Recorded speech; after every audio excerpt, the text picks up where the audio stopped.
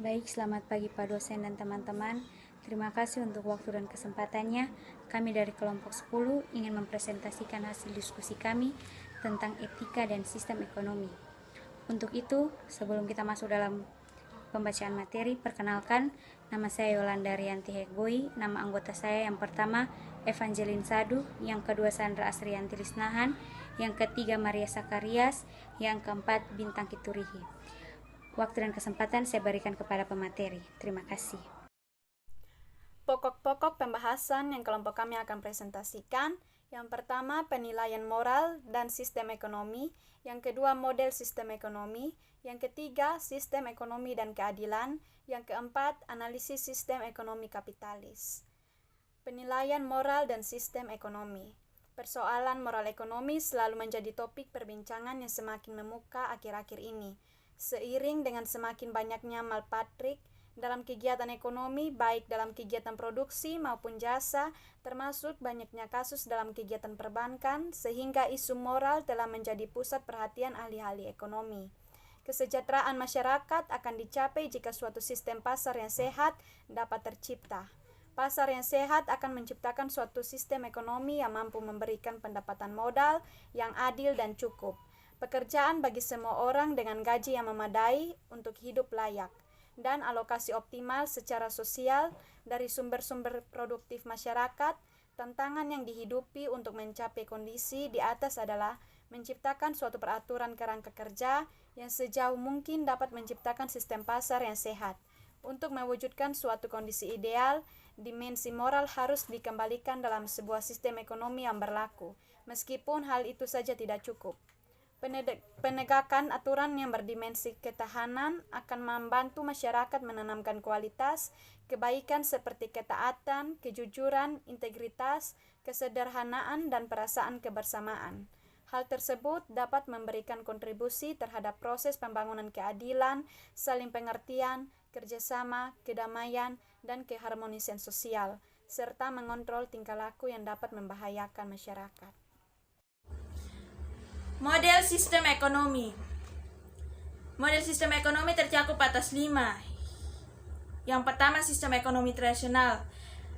Sistem ekonomi tradisional adalah suatu sistem dalam organisasi kehidupan ekonomi berdasarkan kebiasaan, tradisi masyarakat secara turun-temurun yang mengandalkan faktor produksi apa adanya. Kelebihan dari sistem tradisional adalah adanya semangat kekeluargaan dan kejujuran dari setiap individu dalam memenuhi kebutuhan hidupnya. Yang kedua, sistem ekonomi komando. Sistem ekonomi komando adalah sistem ekonomi terpusat yang dimana pemerintah memiliki kekuasaan yang dominan pada pengaturan kegiatan ekonomi. Penguasaan dilakukan melalui pembatasan-pembatasan terhadap kegiatan ekonomi yang dikerjakan oleh anggota masyarakat atau negara yang menganut sistem terpusat. Yang ketiga, sistem ekonomi liberal atau kapitalis. Sistem ekonomi berdasarkan kebebasan seluas-luasnya bagi seluruh masyarakat dalam kegiatan perekonomian tanpa adanya campur tangan daripada pemerintah. Landasan dari sistem perekonomian ini bertujuan secara umum untuk mencari keuntungan pribadi tanpa adanya pihak lain yang perlu dipertimbangkan. Yang keempat, sistem ekonomi campuran. Sistem ekonomi campuran adalah suatu sistem ekonomi yang di satu sisi pemerintah memberikan kebebasan kepada masyarakat untuk berusaha melakukan kegiatan ekonomi, akan tetapi di sisi lain pemerintah memiliki campur tangan dalam perekonomian dengan tujuan menghindari penguasaan secara penuh dari segolongan masyarakat pada sumber daya ekonomi. Yang kelima, sistem perekonomian Indonesia. Sistem perekonomian yang diterapkan oleh Indonesia adalah sistem perekonomian Pancasila.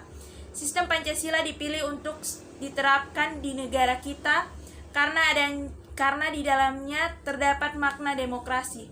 Barang-barang yang dianggap sangat penting bagi eksistensi negara dan dibutuhkan banyak orang tidak boleh diserahkan pada pihak swasta.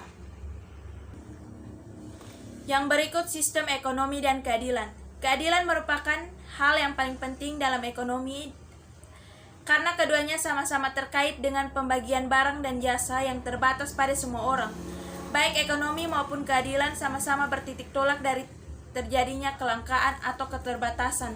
Kelangkaan perlu ekonomi dan karena kelangkaan pula perlu pembagian distribusi secara adil.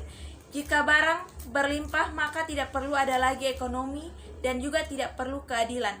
Semakin barang langka, maka semakin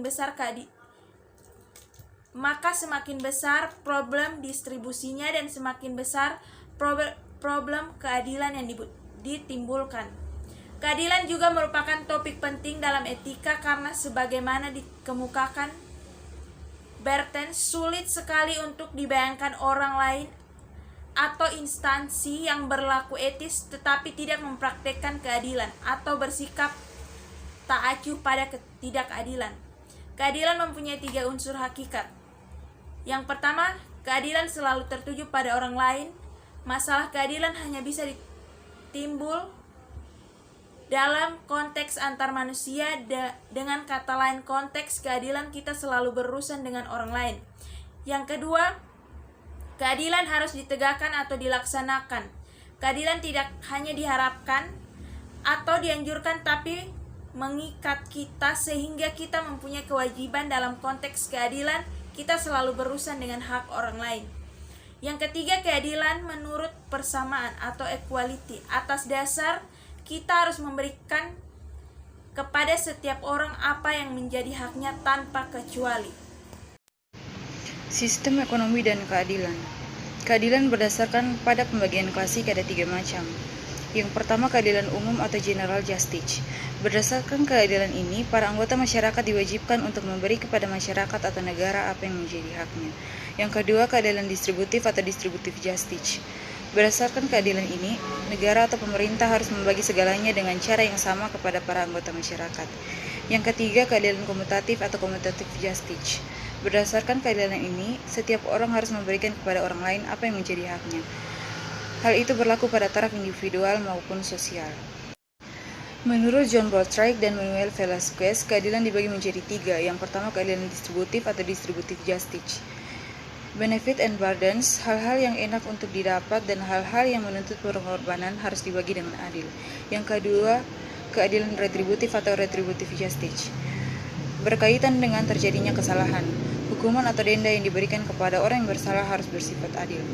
Yang ketiga, keadilan kompensatoris atau compensatory justice. Menyangkut juga kesalahan yang dilakukan, tetapi menurut aspek lain. Berdasarkan keadilan ini, orang mempunyai kewajiban moral untuk memberikan kompensasi atau ganti rugi kepada orang atau instansi yang dirugikan. Yang berikut keadilan individual dan keadilan sosial.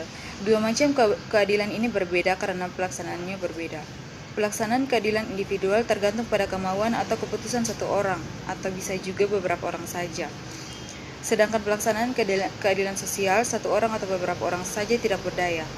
Pelaksanaan keadilan sosial tergantung dari struktur-struktur masyarakat di bidang sosial ekonomi, politik budaya, dan sebagainya.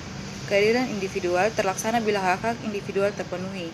Keadilan sosial terlaksana bila hak-hak sosial terpenuhi. Keadilan individual sering dapat dilakukan secara sempurna, namun keadilan sosial tidak dapat dilakukan secara sempurna karena kompleksitas masyarakat modern. Yang berikut keadilan distributif pada khususnya. Dalam teori etika modern sering disebut 2 macam prinsip untuk keadilan distributif. Yang pertama prinsip formal dan yang kedua prinsip material. Prinsip formal hanya ada 1, yang menyatakan bahwa kasus-kasus yang sama harus diperlakukan dengan cara yang sama, sedangkan kasus-kasus yang berbeda boleh saja diperlakukan dengan cara yang berbeda. Atau equals ought to be treated equally and unequals may be treated unequally. Prinsip material keadilan distributif melengkapi prinsip formal. Prinsip material menunjuk pada salah satu aspek relevan yang bisa menjadi dasar untuk membagi dengan adil hal-hal yang dicari oleh berbagai orang. Baik, saya akan membahas tentang analisis sistem ekonomi kapitalis. Dalam sistem kapitalis, hak individu mutlak dan penuh terhadap harta dan penggunaannya. Setiap individu mempunyai kebebasan serta hak penuh dalam mengambil manfaat atas harta atau kekayaan sebagai alat produksi dan berusaha.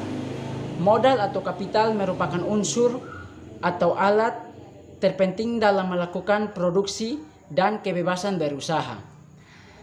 Bagi setiap individu untuk meraih tujuan-tujuan pribadi secara optimal, sebagai koreksi dan pengalaman sistem ekonomi kapitalis tersebut, maka muncullah pengaturan-pengaturan yang bertujuan di satu pihak agar pengelolaan bisnis tidak menyebabkan kerugian di masyarakat. Di lain pihak, setiap pelaku bisnis diberi kebebasan berusaha agar kreativitas dan produktivitas manusia berjalan seiring dengan keseimbangan dan keselesaian tujuan antara pelaku dan pihak terkait di dalam kehidupan bisnis di masyarakat. Jadi, prinsip mengutamakan kepentingan diri sendiri di dalam sistem ekonomi kapitalis tidak dapat dibenarkan oleh etika bisnis. Aplikasi sistem ekonomi kapitalis justru mengalami reformasi atau penyesuaian yang cenderung mengacu pada aplikasi etika bisnis yang profesional. Sekian hasil presentasi kami. Jika ada pertanyaan, kritik, dan saran dari teman-teman, kami persilakan untuk isi di kolom komentar bawah ini. Semoga presentasi kami boleh berguna bagi